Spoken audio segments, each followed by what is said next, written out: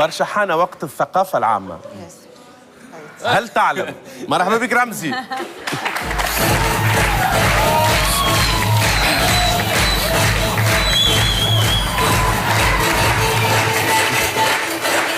سي رمزي مرحبا بك، شكرا.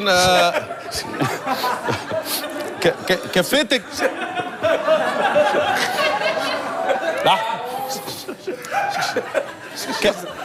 كفيتك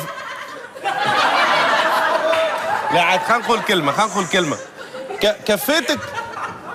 كفيتك الجمعة باش تحضر معلومات خطيرة ومهمة كما هذه؟ وصلت جمعت برشا معلومات، مي معناتها فما شوية صعوبات، دي زيميل جونا من برا كذا، وصلت لميت برشا معلومات. أنا مانيش عم توريك تو الشباب تو ما عادش يحب الثقافة العامة، أنت تحكي على الثقافة العامة وهم يضحكوا، مانيش فاهم علاش. فهمت معلومات أكاديمية، دراسات، معناتها أبحاث، ما فهمتش علاش حتى. يلا هل تعلم أنه في الدول العربية أن المرأة عندما تنجب أول طفل فبالضرورة يصبح هو أكبر أبنائها؟ هل تعلم أن نصف عدد سكان الصين يساوي النصف الآخر؟ هل تعلم أنه ما يميز الفراولة عن بقية الغلال أنها الفاكهة الوحيدة التي تسمى بهذا الاسم؟ معناتها البرقدان ما اسموش فراولة. كمل سير. هل تعلم أنه في مقاهي نيويورك عندما يكون الطقس ساخن جدا وتطلب كأس عصير بارد فإنك بالضرورة ستدفع ثمنه؟ هل تعلم أن حيوان الباندا حين يشعر بالنعاس ينام فورا؟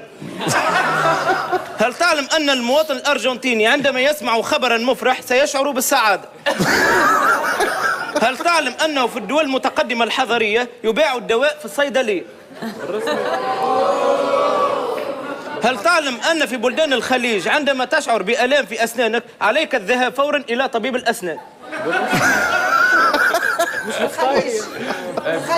بالخليج مش عندنا في الخليج. احنا هناك تمشي الحماس. هل تعلم أن الإنسان في القرون الوسطى عندما يحس بإرهاق وتعب عليه أن يأخذ قسطا من الراحة؟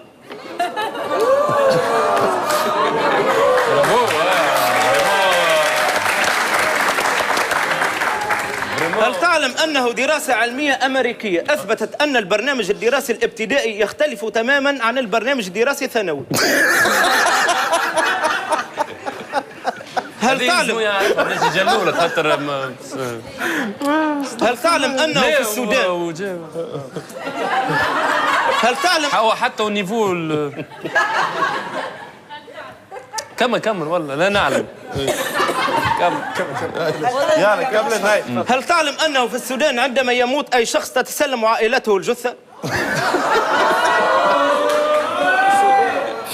بلاش الكلمات.